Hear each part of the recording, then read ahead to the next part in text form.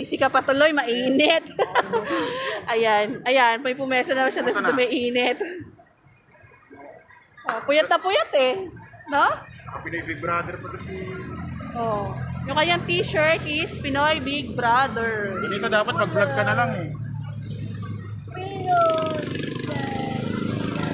Ah, kumakanta po siya.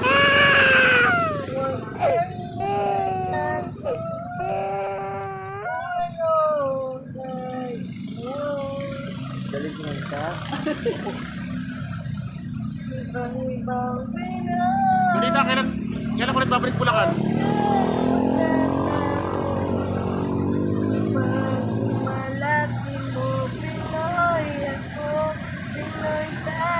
You know. Galing pala kumanta eh. Pwede dito eh, no? Dapat talaga umuwi ka na sa inyo doon. Salamat sa'yo sa pag-invite sa kanila. Huwag iiyak. Subscribe. Ako iiyak. Yan, namumulamot na mo.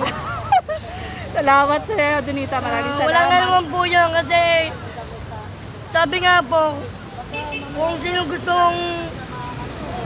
yung nangangailangan, tulungan.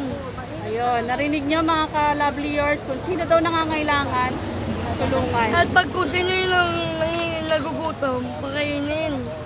Sinauhaw, painumin. Oh, kayo ba naman, bata pa lang, nandito na sa lansangan. At sa mga basher, higit lang kayo, pabebe ako. Saan daw pabebe siya? Wala kayong bake. Kung gusto nyo, gumaya kayo. Pabebe ako, no? Ayan, ayan, masaya. Wala daw kayong pake. Pabebe daw siya. Mga wala nang magawa yung mga nagbabakish. Ah, okay. Ay, sa mga tumutulong sa'yo, ano masasabi mo?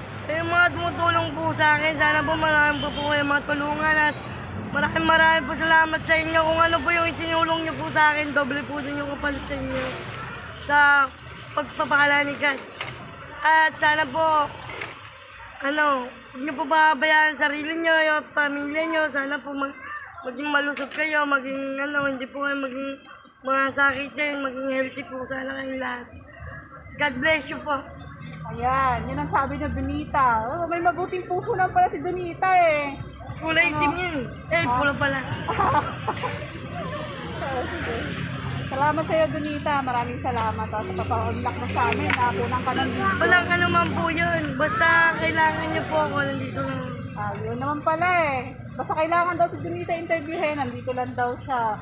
Basta magpaalam din kay Daddy Idol Jojo. At kailangan may respect.